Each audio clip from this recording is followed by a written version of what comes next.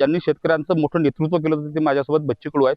तो काय सांगणार, 2 लाखाची कर्जमाफी केलेली होती, तुम्ही त्याच्यावर समाधानी आहात? तर संपूर्ण जी-आर निघाला नाही, घोषणा झाली, जी-आर कसा निघेल, शासन निर्णय कसा निघेल त्याच्यावर प्रतिक्रिया देता आली पाहिजे. पण पहिली गोष्ट तर प्राथमिकता काय आहे, तर कर्जमाफीची घोषणा झाली.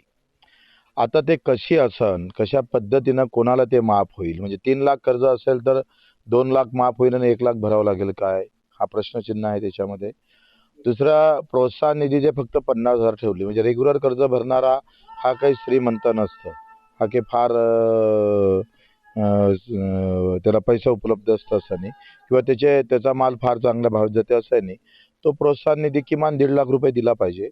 1.5 लाख रुपये त्याला प्रोत्साहन निधी देऊन चालू कर्जदारांना सुद्धा तो देणं गरजेचं आहे. एक तर चालू कर्जदारांना माफीत बसवलं पाहिजे, नाही तर प्रोत्साहन निधी त्याला 1.5 लाख रुपये दिला पाहिजे.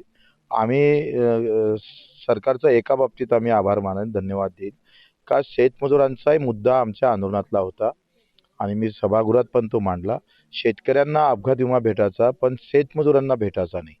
ते आमचं मोठं यश आहे. आता शेतमजुरांना सुद्धा अपघात विमा भेटेल, ही आम्ही केलेल्या आंदोलनाचं मोठं फलित आहे. वारंवार विधानसभेत आम्ही बोललोय.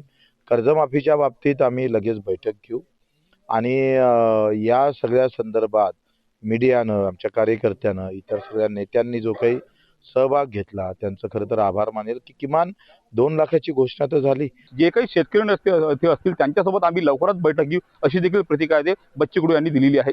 सूरज दहाट, लोकशाही मराठी, अमरावती.